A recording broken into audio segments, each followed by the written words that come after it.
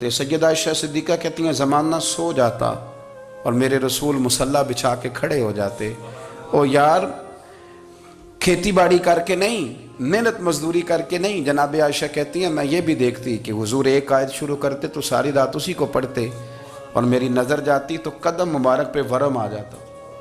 یار نماز پڑھ کے اتنی مشقت کر کے اتنی جد و جہد کر کے ورم آ گیا، یا رسول اللہ اتنی محنت کیوں کرتے ہو؟ فرمایا افلا اکون عبدا شکورا، کیا میں اپنے رب کا شکر گزار بندہ نہ بنوں؟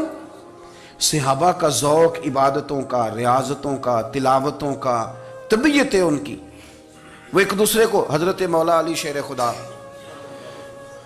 کرم اللہ تعالی وجہہ الکریم کے زمانے میں روم کے بادشاہ نے کہا یار یہ مسلمانوں کا پتہ تو کرو، یہ آخر کیوں اتنے زیادہ مجاہد ہیں؟ اس زمانے میں جاسوس بھیجنے کا مزاج تھا، اب تو جاسوس پکڑا جاتا ہے، اب تو جاسوس ہو، اور جاسوسی کا شوق ویسے آج بھی ہے۔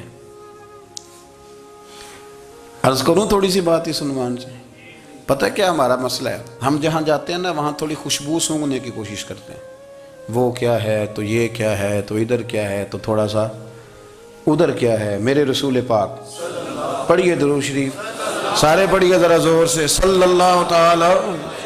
نبی پاک علیہ السلام نے فرمایا جاسوسی نہ کرنا ورنہ تم بندوں کو خراب کر دو گے، اور فرمایا اس طرح نہ ہو کہ تم کسی کے اب کھول نہ نکلو تو تمہارے پہلے کھول جائیں۔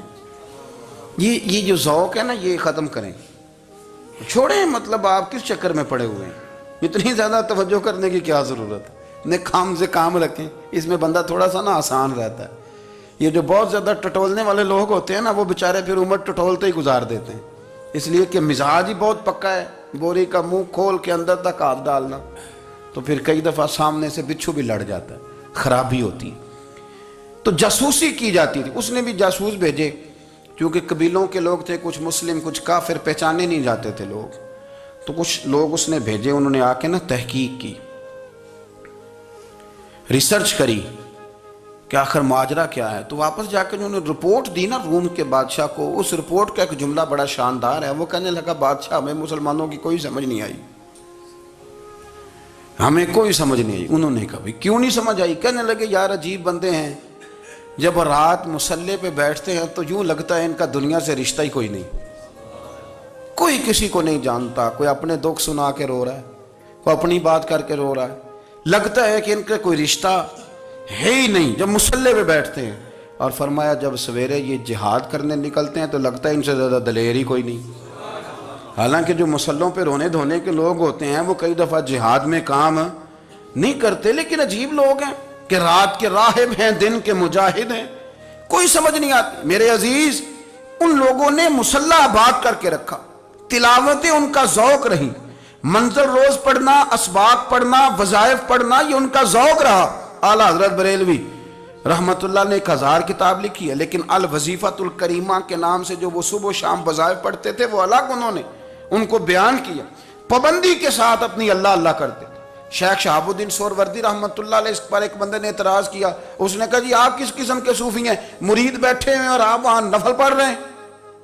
یہ بھی بڑا مسئلہ ہوتا ہے نا، جو بندہ ملنے آتا ہے وہ اپنے ٹائم کے حساب سے آتا ہے، اور پھر اس کا یہ بھی خیال ہوتا ہے کہ پیر صاحب جو ہیں وہ چونکہ درویش ہیں تو نہ انہیں روٹی کھانی چاہیے نہ سونا چاہیے، چونکہ وہ درویش ہیں، اور ہم چونکہ درویشوں کے ماننے والے ہیں لہذا ہمارا یہ طریقہ ہونا چاہیے کہ جیسے ہم کہیں درویش ویسے ہی کر جائے۔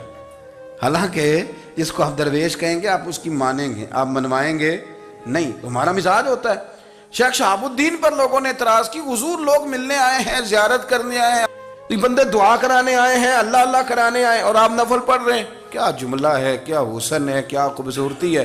فرمانے لگے رب رسول سے مانگنے کے لیے مصلی بچھایا ہے، اگر وہاں سے مانگوں گا نہیں تو تمہیں دوں گا کیا؟ پہلے مجھے کچھ لے تو لینے دو، اگر میرے پلے کچھ ہے ہوگی تو آگے دوں گا نا، تو میں مانگنے گیا تھا کہ یا اللہ دے تیرے بندے لینے آئے دے، تو میں کچھ لوں گا تو آگے دوں گا نا۔ لیکن ہمارا یہ سٹیٹس، یہ مزاج، یہ شعور نہیں ہے، گپیں، کہانیاں، داستانیں، گفتگو، خطابت، واز، کیا بات۔ لیکن اگر کچھ کرنے کا کام ہو تو وہ نہیں ہم سے ہوتا۔ میرے نبی کریم علیہ السلام نے مصلی سے دل لگانے کا درس دیا، حضور نے توجہ دلائی، صحابہ اس ذوق کے حامل لوگ تھے وہ کوشش کرتے تھے. جناب صدیق اکبر رضی اللہ تعالیٰ عنہ کا عبادت کا مزاج ہمیشہ قائم رہا. حضرت عمر فاروق ساری رات اللہ کے حضور کھڑے رہے.